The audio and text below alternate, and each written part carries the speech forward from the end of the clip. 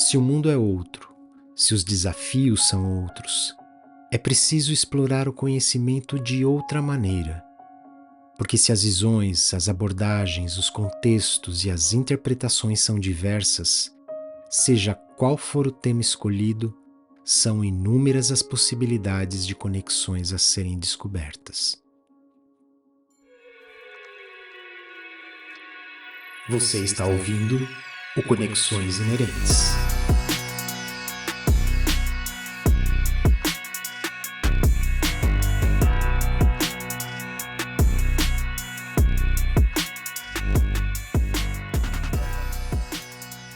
Salve, salve, pessoal! É uma alegria ter vocês para mais um encontro aqui no Conexões Inerentes. Eu sou Joel Machado e no programa de hoje vamos nos aventurar no segundo episódio da série sobre as diferentes faces do tempo para conversarmos com Fernando Lousada sobre o tempo biológico.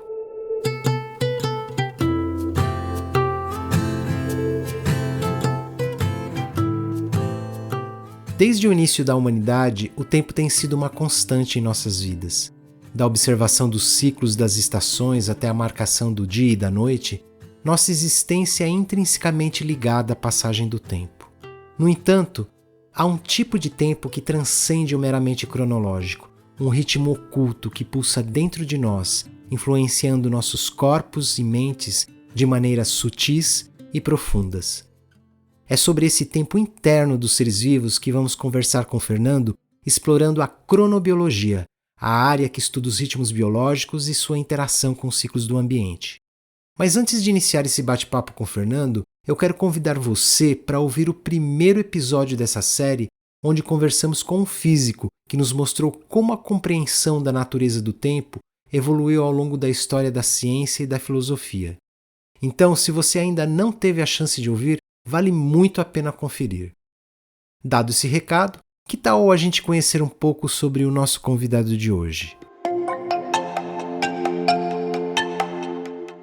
O Fernando Lousada, pessoal, é um dos principais nomes da cronobiologia no Brasil, é doutor na área de neurociência e comportamento pela USP e realizou seu pós-doutorado na Harvard Medical School em Boston, nos Estados Unidos. E atualmente é professor titular do Departamento de Fisiologia da Universidade Federal do Paraná, onde coordena o Laboratório de Cronobiologia Humana. Fernando, seja super bem-vindo, é muito legal ter você aqui hoje, que bom que deu certo esse encontro e já aproveito para super agradecer por você ter arrumado um espaço aí na sua agenda para conversar com a gente. Olá, Joel, eu que agradeço a oportunidade, é um prazer estar aqui. Falar oi para a Débora também. E estamos aí para conversar um pouquinho sobre o tempo biológico. Para esse bate-papo, como o Fernando já mencionou, a gente vai contar com a participação da Débora Hipólide, que é docente do Departamento de Psicobiologia da Unifesp, parceira nesse projeto do Conexões Inerentes e que vai conduzir junto comigo essa conversa com o Fernando. Então, Débora, seja também super bem-vinda! Eu que agradeço, Joel, muito obrigada também pela oportunidade de estar conversando aqui com vocês. Fernando, é um prazer enorme recebê-lo aqui para a gente poder falar um pouquinho sobre biologia e tempo, que é um tema que realmente atrai muitas pessoas, inclusive a mim. Muito obrigada pela presença. Bom, agora que a gente já aqueceu, chegou a hora de começar essa conversa, né?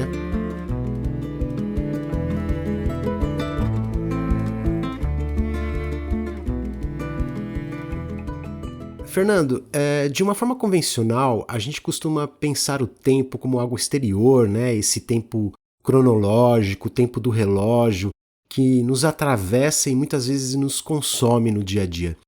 Eu queria iniciar perguntando para você o que o tempo tem a ver com a vida. Ou seja, esse fluxo do tempo que passa lá fora influencia o funcionamento interno dos seres vivos? Essa pergunta ela é crucial, né?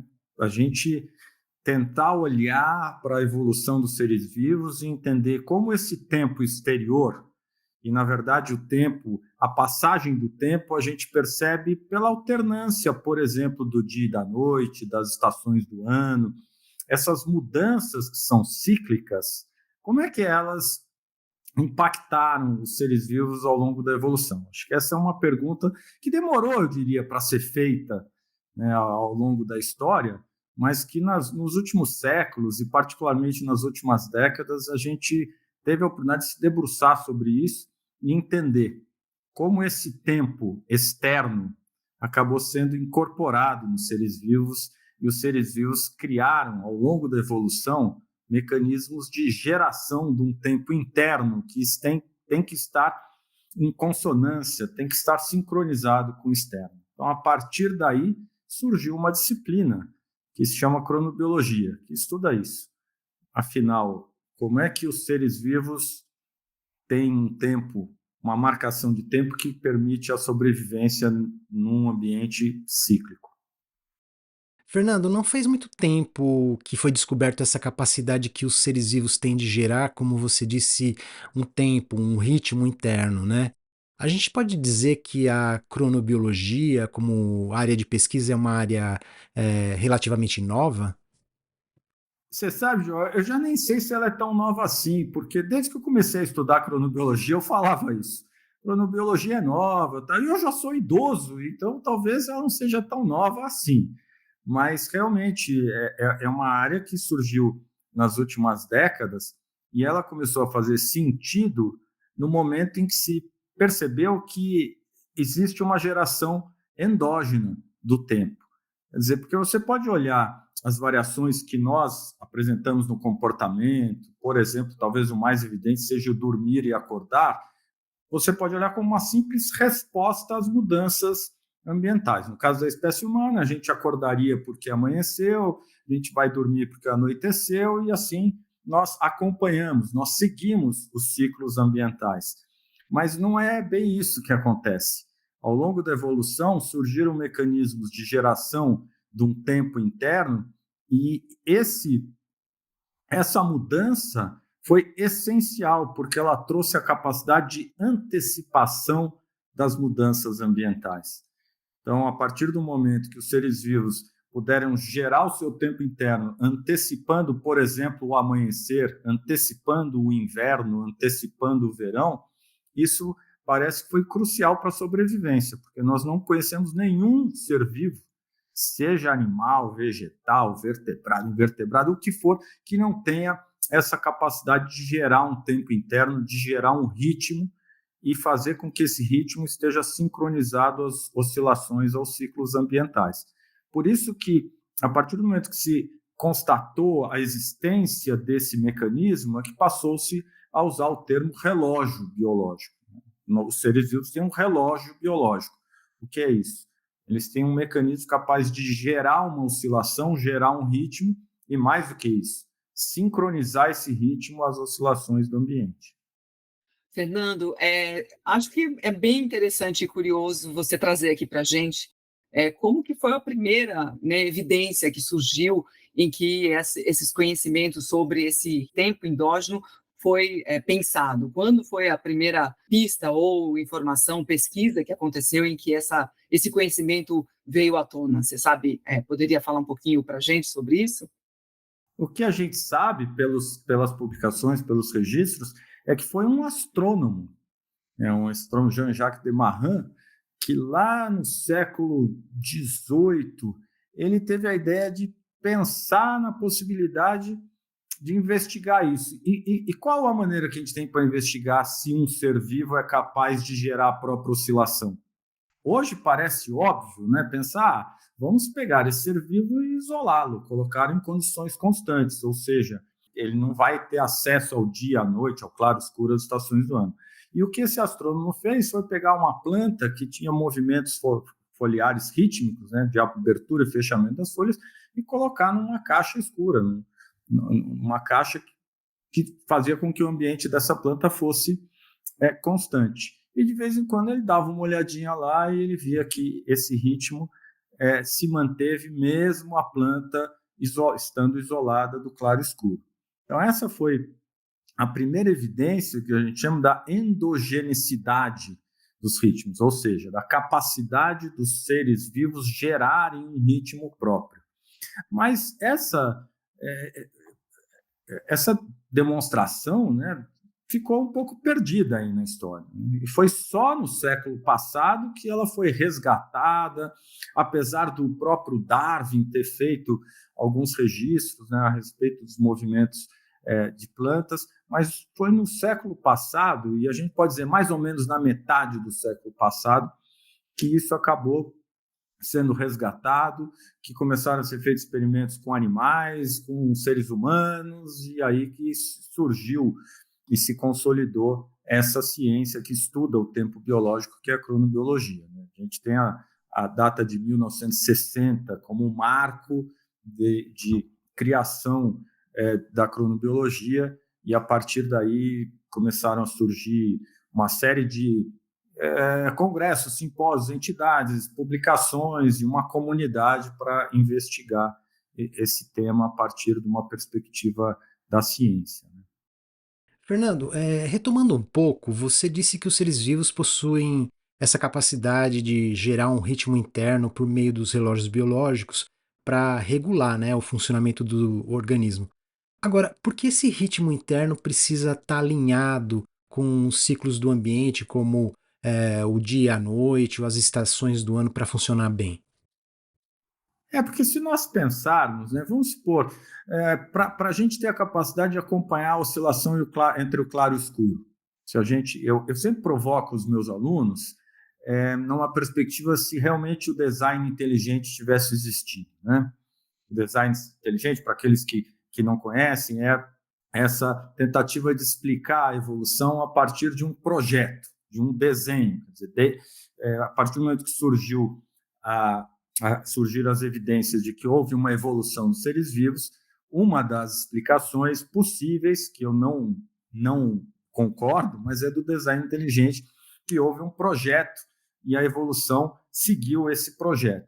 Se os designers inteligentes, né, os designers lá de trás tivessem planejado, provavelmente eles teriam planejado um relógio com um período de 24 horas exatos, né, um relógio semelhante a um relógio suíço, preciso, para acompanhar o claro-escuro ambiental. Mas isso é um equívoco, porque um dia nunca nasce exatamente 24 horas depois do outro. Se nós estamos em direção ao inverno, os dias vão ficando mais curtos. Se nós estamos em direção ao verão, os dias vão ficando mais longos, de maneira que, e se nós estamos distantes do Equador, essa oscilação do chamado fotoperíodo é enorme, absurda, pode ir de 4 horas no inverno para 16, 17, 18 horas no verão, ou seja, esse ambiente cíclico não é estável. Então, o que os seres vivos conseguiram construir ao longo da evolução foi um sistema capaz de responder, de gerar o ritmo, mas responder a essas oscilações. Dessa maneira, mais do que um sistema rígido, é um sistema plástico, um sistema ajustável, com a capacidade de adiantar ou atrasar os seus ritmos de acordo com o sinal ambiental. E qual é o principal sinal ambiental? A luz. A oscilação entre o claro e o escuro. E a partir daí, a luz virou protagonista dos estudos de cronobiologia. Hoje, a gente precisa entender muito a exposição dos seres vivos à luz e a oscilação do claro e escuro para entender o que está acontecendo. E isso se tornou uma ferramenta terapêutica. Acho que a gente vai falar depois, né, sobre essas questões ligadas à saúde. Por quê? Porque se você quer modificar o ritmo e fazer uma modificação com vistas a melhorar o sono de um paciente ou evitar a dessincronização, né, a perda dessa sincronização com claro e escuro, você tem que levar em consideração a luz. E a evolução foi incrível, né, o que ela conseguiu fazer. Né? Ela construiu um sistema que é um sistema visual, né, que nos permite enxergar, mas esse sistema também transporta informações para o nosso chamado relógio biológico. Né? A informação da luz, a luz que chega na nossa retina, ela é fundamental para que a gente possa ver, mas ela também é fundamental para que a gente traga o tempo para dentro. Né? Então, o Cortázar já dizia, o tempo, todos sabem, entra pelos olhos. O tempo entra pelos olhos. Eu acho que essa frase linda e reflete o que realmente é o funcionamento dos nossos relógios biológicos. Agora, Fernando, se os ciclos de claro e escuro, como você disse, são importantes para sincronizar esse relógio biológico, no caso de animais que vivem em ambientes constantes, como por exemplo em cavernas ou no fundo do mar, onde a luz é praticamente ausente, esses animais perdem a capacidade então de sincronizar seus ritmos com o ambiente? Eu acho que a gente não pode afirmar isso. A verdade é que a luz, a oscilação do claro-escuro, talvez seja o sinal mais evidente para nós, seres humanos. Mas quando você vai investigar, você deu exemplo de seres cavernícolas, animais que vivem na caverna, você descobre que há outras oscilações que servem de sinal e que são capazes de sincronizar. Seja a temperatura da água dos rios onde estão esses animais, seja a composição dessa água. Então, a gente enxerga a luz como o principal sinal, mas, na verdade, há outros sinais que são capazes de sincronizar os seres vivos. Por exemplo, a temperatura ambiente e outros sinais, como a própria disponibilidade de alimento, a disponibilidade de presas, a floração. É incrível como a floração de algumas plantas é capaz de sincronizar o comportamento de abelhas, por exemplo. Então, é uma riqueza enorme de sinais. Mesmo no nosso caso, o claro-escuro é o principal sinal, mas nós temos outros. A interação social, a alimentação, e isso acabou sendo decisivo para como os seres vivos construíram ao longo da evolução o seu sistema, né? A gente prefere usar o termo sistema de temporização do que relógios biológicos, mas eu sei que o termo relógio biológico é mais difundido, né? Mais popular. Então, Fernando, vou fazer um gancho aí sobre essa sua última fala. Você menciona que outras pistas servem também como orientadores aí de regulação desses ritmos. Você poderia falar para a gente como que é a vida de um indivíduo que tem deficiência visual? Então, se a gente sabe que a informação luminosa que é essencial para sincronizar os nossos ritmos entra pela retina, sem dúvida nenhuma, pessoas cegas podem perder essa capacidade, mas isso vai depender um pouquinho da causa dessa perda visual.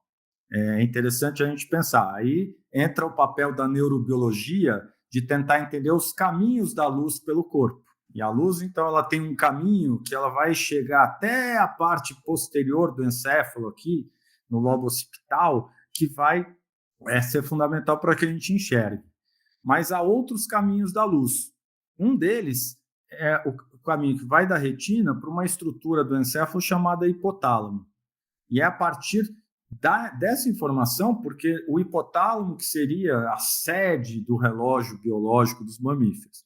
Se a pessoa cega tem esse caminho preservado, é possível que ela sofra menos, que ela consiga sincronizar os seus ritmos a partir desse sinal. Mas se, por exemplo, a causa da cegueira é na retina, no olho, ou seja, esse caminho da luz também está comprometido, sem dúvida nenhuma essas pessoas vão perder a sincronização com mais facilidade.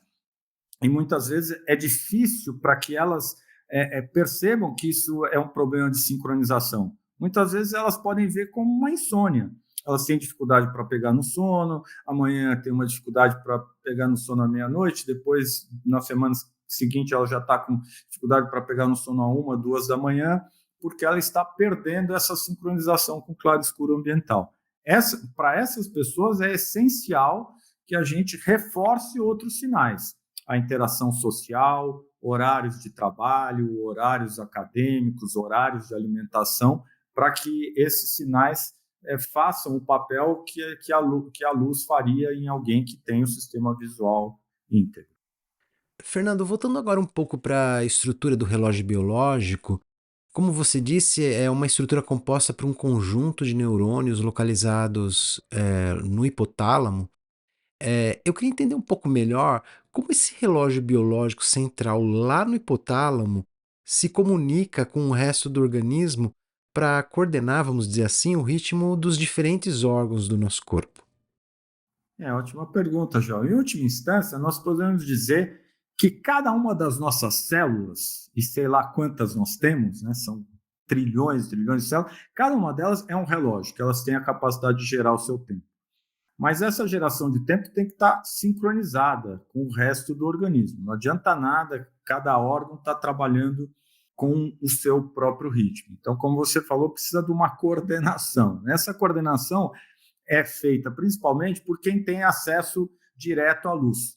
Quem tem esse privilégio são esses neurônios que estão lá no hipotálamo que eu falei para você, que eles se comunicam diretamente com a retina. Então, essa região do encéfalo, que é o hipotálamo, ela tem essa posição privilegiada para receber informação no claro escuro. E aí ela precisa transmitir essa informação para o corpo todo.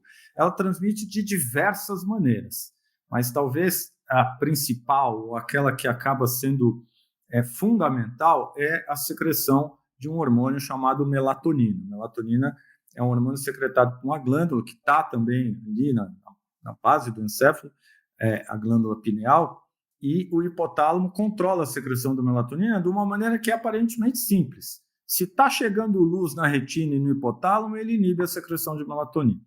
Escureceu, aumenta a secreção de melatonina.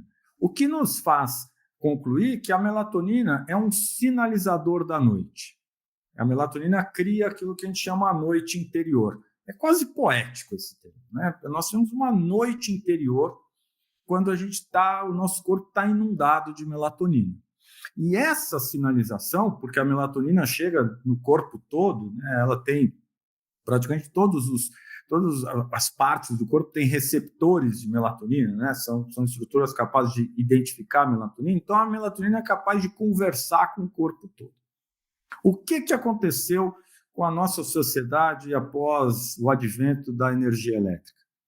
Nós tivemos a brilhante ideia de continuarmos acordados e ativos usando a energia. Nós estamos aqui à noite usando a luz artificial e o que acontece com o nosso cérebro? Ele é enganado, ele acha que não escureceu ainda. Então, a equação é simples. Nós ficamos expostos à luz artificial até às 11, meia-noite. Para o nosso corpo, a noite só começa quando tem bastante melatonina circulante, ou seja, nós estamos atrasando o início da noite. Mas a gente não atrasa o início da manhã, porque o despertador toca e nos obriga a acordar cedo. Então, essa é uma questão. E claro que esse conhecimento fornece subsídios para o tratamento. Então, a melatonina hoje ela é utilizada para o tratamento de uma série de distúrbios da ritmicidade, e eu diria que ela é usada até com um certo exagero, porque muitos passam a acreditar que ela vai resolver todos os problemas de sono e de saúde, não é bem assim. Tem muitos problemas de sono que não são causados pela redução da secreção de melatonina. Isso demanda uma avaliação por médicos que conhecem o tema e possam investigar, mas o fato é que essa sinalização que a evolução construiu, que é fantástica, né, de ter uma sinalização para todo o organismo do que é noite e do que é dia, com o advento da luz artificial, a gente deu uma tumultuada nisso e a gente está pagando um preço que não é baixo. Fernando, para a gente concluir essa primeira parte da nossa conversa, onde você explicou para a gente vários princípios importantes, né, envolvidos na geração dos ritmos nos seres vivos, você poderia comentar um pouco sobre o Prêmio Nobel de Medicina que foi concedido aí em 2017, né, aos pesquisadores que demonstraram que esses ritmos endógenos são regulados por genes, ou seja, que existe, né, aí uma regulação genética desses padrões ao nível celular? Então, quando nós falamos que a primeira demonstração da endogenicidade dos ritmos foi feita com uma plantinha pelo astrônomo, e depois começaram a surgir outros estudos no século passado, quer dizer, se um organismo é capaz de gerar um ritmo, gerar uma oscilação, essa oscilação está sendo gerada por quem e como? E aí vai a investigação científica atrás, né? E claro que uma das primeiras ideias deve ter alguma coisa no sistema nervoso dos mamíferos, então vamos ver, e viram que, sem dúvida, tem um grupo de neurônios, sei lá, 10 mil neurônios que oscilam e são capazes de gerar ritmo, e aí, mais para frente, começaram a se detectar essas oscilações em células isoladas. Se você pega uma célula e põe em cultura, ela continua gerando ritmo, como eu já havia falado para vocês. Uma célula pode ser considerada um relógio. Ora, se uma célula produz uma oscilação, essa oscilação está sendo gerada aonde? E o Nelson Marques, que foi um dos fundadores da cronobiologia brasileira, junto com o professor Mena Barreto e o professor José de Paula Neto, ele dizia era a busca da relogina. Deve ter alguma proteína que é um relógio, que ela funciona como relógio. E aí, na verdade, nós sabemos hoje que não é uma, são várias.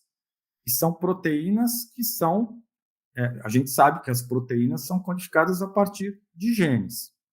Qual é qual é o organismo mais simples para se estudar genética e foi muito estudado? As moscas, as drosófilas. Então, lá na década de 70 do século passado, surgiram experimentos mostrando que essas moscas, quando tinham uma simples mutação, era capaz de alterar profundamente os ritmos. E interessante é que esses pioneiros, esses dois pioneiros, o Konopka e o Benzer, não foram eles que ganharam o prêmio Nobel. Quem ganhou o prêmio Nobel foram os pesquisadores, não estou tirando o mérito deles, mas foram pesquisadores que deram continuidade a esse estudo para identificar, afinal, quem são esses genes? Quantos são? E esses genes foram identificados em drosófilas, depois em roedores e depois na espécie humana, eles são muito parecidos. Então, a partir daí, foram identificados. Hoje a gente pode falar, no mínimo, algumas dezenas de genes que participam dessa geração do tempo, formando o que a gente chama de relógio molecular. Eu sei que é uma abstração, a gente pensar como assim genes são capazes de gerar o tempo. É porque os genes eles expressam o RNA vai, de alguma maneira, dar origem a essas proteínas são capazes de influenciar a própria atividade dos genes, de maneira que a gente vai fechando alças de controle e isso ocorre ao longo do tempo.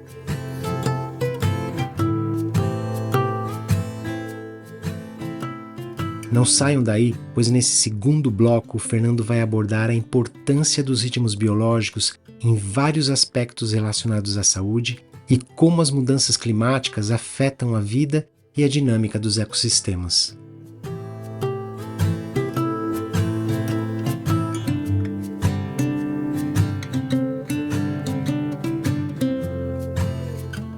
Fernando, sem dúvidas, depois de tudo que você explicou, fica muito evidente, a importância para os organismos desse sistema de temporização interno. Isso quer dizer, então, que perder a capacidade de gerar ritmo inviabiliza a vida em um certo sentido? Parece que sim, Joel. Parece que animais que perdem essa capacidade não sobrevivem. É claro que é difícil fazer esse tipo de experimento, mas já foram feitos com alguns animais silvestres, com alguns animais de laboratório, mostrando que diminui muito a chance de sobrevivência um animal que perde o seu sistema de temporização, o seu relógio. No caso da espécie humana, a perda dessa sincronização, uma desorganização dos ritmos, é sinônimo de perda de saúde. Isso a gente já não tem mais nenhuma dúvida. E quais são as pessoas que mais sofrem com isso? As pessoas submetidas ao trabalho noturno, ao trabalho em turnos alternantes, então seja o guarda noturno, o enfermeiro que dá plantões, os pilotos e comissários em aviões e motoristas profissionais. Essas pessoas acabam por terem que trabalhar em horários não usuais, à noite e alternaturnos, elas perdem essa sincronização e há uma quantidade enorme de doenças que estão associadas a essa perda. Para dar alguns exemplos, por exemplo, o câncer de mama em mulheres, trabalhar à noite é um fator de risco para o câncer de mama. Então, a gente, nas últimas décadas, já conhece muito, né? Tem muitos grupos de pesquisa no mundo que estudam essas consequências do chamado shift work, que é o termo consagrado para falar a respeito desses trabalhadores, que não são poucos, aproximadamente 20% da população mundial trabalha nessas condições. Então, a gente tem a impressão que são só médicos, enfermeiros. Não, se a gente for ver na indústria e mesmo no setor financeiro, essa loucura de acompanhar ao longo de 24 horas os mercados e assim por diante. Então, a gente criou uma sociedade que fica funcionando 24 horas e a gente ainda não consegue avaliar as consequências que não são pequenas para a saúde das pessoas. Fernando, uma vez que a luz tem um papel importante para sincronizar os nossos ritmos, e a exposição prolongada à luz artificial, como você disse, tumultua aí o nosso relógio biológico, já é bem conhecido também que a luz azul, que é emitida aí por dispositivos eletrônicos como celulares, computadores, é particularmente prejudicial, né? Agora, por que especificamente a luz azul e não a luz com outro comprimento de onda, como por exemplo o vermelho, é mais importante? A luz à noite ela tem um efeito de inibir a secreção de melatonina, então é ruim. Então, antes de mais nada, a gente tem que pensar em como reduzir a intensidade da luz a qual a gente está exposta, seja em casa, na academia e assim por diante. Mas a luz azul, a recomendação de diminuir a exposição à luz azul vem do fato de se perceber que os receptores da retina, as células que detectam a luz, elas são mais sensíveis ao azul. Essas células que se comunicam com o hipotálamo, não as células que nos permitem enxergar, que são subsistemas diferentes. Então, essas células que detectam a luz e avisam o hipotálamo se é dia ou se é noite, ela é mais sensível ao azul. Então, faz sentido se pensar em filtros, reduzir a exposição à luz azul, ao passo que a gente tem visto que em algumas empresas, alguns ambientes, tem se aumentado a exposição à luz azul durante o dia, né? Falando, então para que o dia seja mais evidente também. Mas a diferença acaba porque a luz ambiente, a luz natural, já é suficiente para informar o nosso organismo. Eu acho que a questão é a noite. Então, essa é a ideia, né? E é interessante que eu brinco que algumas pessoas querem dormir melhor, fazem um feng shui, daí recomendo que pintam o quarto de azul. Não, pintar o quarto de azul não. Não pinta o quarto de azul, porque você não vai aumentar a chance de dormir melhor. Isso vai piorar. Quarto azul de jeito nenhum, né, Fernando? Fica aí a dica para o pessoal, então. Bom, meu amigo, eu queria fazer uma outra pergunta para você, é uma curiosidade minha, né, em cima de tudo isso que você falou, é, no sentido de, comparado com outros animais, os seres humanos, eles são considerados animais diurnos, certo, Fernando? Ou seja, os humanos são mais ativos durante o dia que à noite. Mas a gente observa, né, na população que existem preferências pessoais sobre horários. Por exemplo, tem indivíduos que são mais ativos durante o dia e outros durante a noite. E a gente observa também diferenças ao longo das diferentes fases da vida, né? Por exemplo, crianças geralmente dormem e acordam mais cedo, enquanto que adolescentes dormem muito mais e pessoas mais velhas voltam a acordar e dormir mais cedo novamente. Você poderia explicar para a gente, ou se já existe algum estudo que mostra alguma explicação para essas diferenças? Eu acho que a gente está falando de duas coisas simultâneas. Uma são as diferenças individuais entre as pessoas. Se nós pegarmos pessoas da mesma idade, adultos, eles são diferentes nas suas preferências. E a outra são as mudanças que ocorrem ao longo da vida, durante aquilo que a gente chama de ontogênese. Sem dúvida. Mas as crianças são muito diferentes. A gente está agora começando um estudo com centenas de crianças no primeiro ano de vida para entender um pouco mais essas diferenças, né? Quando elas já estão mais evidentes, e isso se torna mais evidente quando a criança tem 3, 4, 5 anos. Algumas crianças preferem dormir um pouco mais cedo, outras preferem dormir um pouco mais tarde, mas sem dúvida, todas vão atrasar um pouco seus horários na puberdade e lá na terceira idade espera-se que elas adiantem um pouco os seus horários. Então, existem essas diferenças individuais e existem as mudanças ontogenéticas, né? E isso acaba tendo uma repercussão muito relevante para a saúde, porque se nós pegarmos, a gente chama essas diferenças rítmicas de cronotipo, né? O cronotipo é um fenótipo, aquilo que a gente tem várias maneiras de avaliar o cronotipo, mas a gente pode, com uma perguntinha, pode falar: você prefere acordar mais cedo ou acordar mais tarde, quando você tem essa liberdade, né? Então, você pode estar mais para ser um matutino ou mais um vespertino. Mas quando você falou que tem pessoas que são mais noturnas, né? Às vezes as pessoas falam: eu sou notívaga, né? A gente não usa esse termo em cronologia, a gente fala em vespertinidade, em matutinidade, mas a espécie humana ela é diurna. Mesmo a pessoa que gosta de avançar, invadir a noite, às 3, 4 da manhã, ela vai estar dormindo, né? A não ser que seja um extremo. Então, a espécie humana ela tem todo o seu aparato funcional de hormônios, do sistema nervoso, sensorial. Nós somos péssimos à noite, né? A gente não enxerga nada à noite, a gente é muito incompetente à noite. Então, a espécie humana é diurna.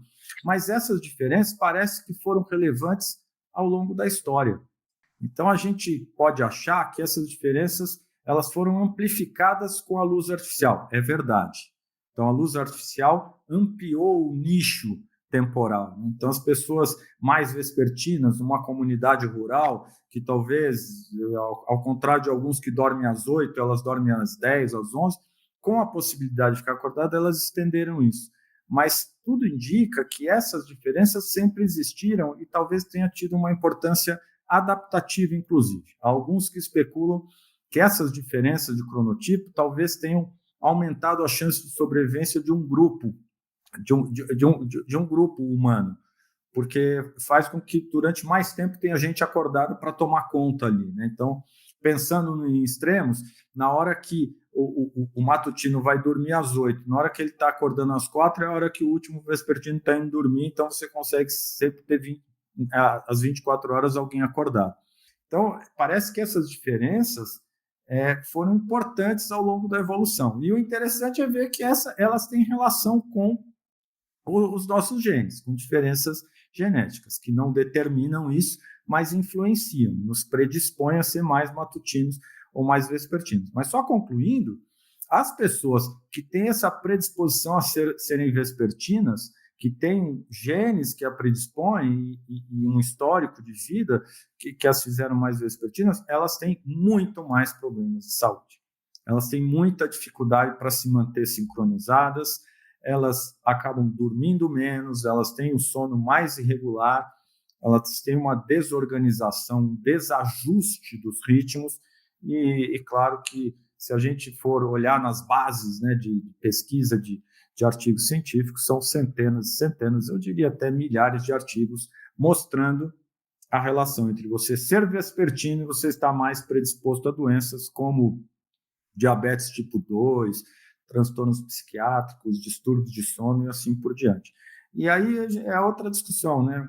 O problema não está a priori não existe nenhum distúrbio, nenhuma doença no vespertino. O problema está na organização social que privilegia os matutinos, né? Em todos os aspectos. Se você tem facilidade para acordar cedo, a chance de você ser melhor sucedido na lógica da nossa sociedade é maior. Bom, Fernando, é verdade que na busca por uma vida mais saudável, né, falando aí de saúde, você poderia falar um pouquinho para a gente se de fato é muito importante a gente considerar certas horas do dia para a gente fazer as nossas refeições, dizer para a gente se isso é verdadeiro, se isso realmente acontece e quais são as contribuições aí que a área que você atua traz aí para esse conhecimento? Se a gente sabe que o corpo é diferente ao longo das 24 horas, que ele não funciona da mesma forma de dia, de tarde, de noite, não é surpreendente pensar que ele também metaboliza de maneira diferente os alimentos de acordo com a hora do dia. Então, sem dúvida nenhuma, o horário das refeições acaba tendo impacto no metabolismo e no ganho de peso, por exemplo. Se a gente for olhar os estudos de cronobiologia, eu acho que assim, se você for levar a sério e as recomendações e as evidências, e depois das 8 da noite você não come mais nada. Mas é difícil, né? Hoje, por exemplo, já vou jantar depois das 8. Ontem eu estava jantando às 9. Por quê? Porque a alimentação mais tarde acaba fazendo com que, principalmente o consumo de carboidratos e gorduras, acaba fazendo com que você metabolize de uma maneira diferente e você ganhe peso. Então, esse é um dos exemplos, né? Além do fato dos alimentos, do horário da alimentação ser importante para sincronizar os nossos ritmos, existe o fato de haver... Claro que esses experimentos, é muito difícil você fazer esses experimentos em seres humanos, muitos são feitos com roedores, aí às vezes a gente não consegue ver uma aplicação direta, mas sem dúvida nenhuma é uma área que está se desenvolvendo muito, e eu acho que se houvesse uma recomendação de tudo isso depois que escureceu, evite comer. Se for comer, coma uma alimentação muito leve. Isso vai ter uma repercussão enorme no seu ganho, na sua perda de peso. Falando um pouco agora sobre as mudanças climáticas, Fernando, essas variações na temperatura e nas estações do ano que a gente tem vivenciado tem afetado cada vez mais os ciclos sazonais e, consequentemente, comportamentos como a migração, hibernação e a floração, e isso está impactando a flora e a fauna de vários ecossistemas. O que você acha, Fernando, sobre os desafios que a humanidade vai ter que enfrentar para proteger um pouco essa biodiversidade diante de tantas mudanças que a gente tem vivenciado? Acho que você já colocou, né, Débora? É uma catástrofe. Eu acho que é uma catástrofe. É claro que a espécie humana, como ela é menos influenciada, eu digo, os seus ritmos pelas oscilações de temperatura, é difícil para a espécie humana perceber. Mas tem uma quantidade enorme de seres vivos que têm os seus ritmos sincronizados pela temperatura do ambiente. E sem dúvida, as espécies já estão sofrendo e nós veremos nas próximas décadas extinções relacionadas a isso. A questão é que muitas vezes a gente não vai nem conseguir associar a extinção de uma espécie a alterações na sincronização rítmica, por exemplo, com as estações do ano, que são essenciais para a reprodução de plantas e de animais. Então, eu acho que é mais um motivo para a gente se preocupar com as alterações climáticas. É que, nesse caso, é interessante, né? A espécie humana, em termos da sua fisiologia, ela vai ser impactada depois. Mas quer dizer, isso não é vantagem nenhuma, né? Eu acho que até chegar lá a gente vai ver uma quantidade enorme de extinção de espécies, e eu acho que tem gente que estuda isso, tem dados mostrando isso, e tem dados já mostrando isso na alterações de temperatura dos oceanos, dos rios. Quer dizer, às vezes eu fico pensando, dados já tem. Talvez a gente precisasse fazer um movimento mais forte de sensibilização, de convencimento, porque às vezes eu vejo colegas, claro, nós somos pesquisadores e que vão aprofundando as investigações, falam, nossa, mas, por exemplo, a gente já sabe que dormir pouco e dormir mal traz consequências. Talvez a gente não precisasse continuar estudando, fazendo estudos para mostrar mais consequências da privação do sono. Não, a gente precisava investir energia para modificar a organização social, para sensibilizar as pessoas da importância do sono e da importância da manutenção da sincronização. Acho que o mesmo vale para isso, né? Acho que já tem conhecimento suficiente, mas nós não estamos conseguindo sensibilizar quem tem o poder, né? É impressionante como as pessoas que têm o poder ignoram por completo e estão assim num movimento de destruição do planeta que é muito impressionante, né? Então, eu acho que esse é um desabafo, né? Mas é um desabafo talvez de manifestação da nossa impotência. A gente, né, tem dados suficientes para já sensibilizar as pessoas para modificar completamente o rumo, né, tanto das mudanças climáticas quanto da organização social que não leva em consideração as necessidades de sono das pessoas, por exemplo. Fernando, a gente já está partindo para finalizar a nossa conversa e eu queria já aproveitar para agradecer demais por você compartilhar o seu conhecimento nesse campo tão fascinante da ciência. Foi muito legal esse bate-papo, mas antes da gente encerrar, você poderia deixar uma mensagem final para quem está ouvindo? Algo para as pessoas não esquecerem de refletir sobre essa face do tempo tão importante, não só na nossa saúde, mas também sobre a maneira como nos relacionamos com a natureza? Eu gostaria de emendar com uma reflexão, né, que eu acho que ela é importante. A gente falou no tempo externo, as mudanças, os ciclos ambientais, o claro, o escuro, as estações do ano. E era isso que existia para os seres vivos antes do surgimento dos relógios mecânicos, antes da marcação do tempo. Tanto é que eu acho fascinante ver essa história. O professor Mário Pedrazoli, que gosta de trazer um pouco essa questão da história, mostrando que os primeiros relógios mecânicos eles eram acertados pelo canto do galo. Ou seja, os sinais da natureza, o claro-escuro, o canto do galo, o canto dos pássaros, eram esses sinais que nos temporizavam. Nós fomos incorporando isso para os relógios mecânicos e hoje a gente acredita que o tempo está aqui, o tempo está no relógio, o tempo está no meu celular. Não, o tempo continua lá fora. E isso traz consequências sérias, né? Porque, na verdade, a gente passa a acreditar na existência de um tempo. Então, passa a controlar, e os relógios, os horários, os despertadores passam a controlar a nossa vida como se a gente não dependesse desses sinais ambientais, o claro e o escuro. A gente continua dependendo muito desses sinais. Não adianta eu modificar e achar que eu vou acordar às 4 da manhã, porque eu acordei, se for escuro, eu não vou me expor à luz, isso traz consequências. Então, eu acho que a gente precisa refletir um pouco isso para ver como é que a gente... né? O que aconteceu para a gente ter perdido? E essa perda da conexão com os ciclos ambientais é uma perda de uma conexão mais ampla daquilo que a gente chama natureza, porque também a gente acha que a gente não faz parte da natureza, né? Essa é outra discussão.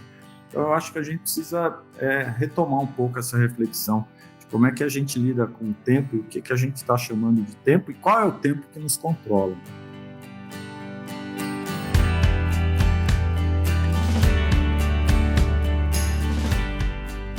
Obrigado, Fernando, por essa mensagem mais que importante, necessária.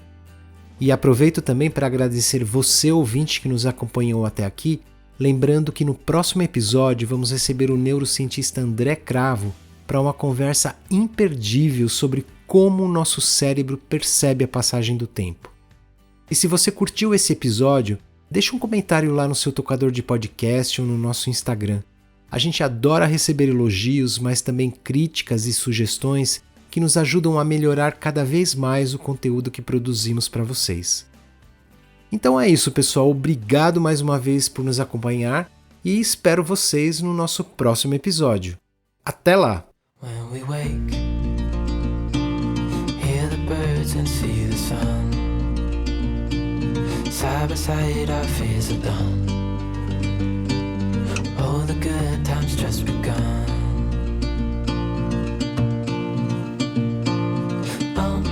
We know what we have, let's hold on tight. Found what we're looking for in life. Call us crazy, but things are finally right. With you and I, the future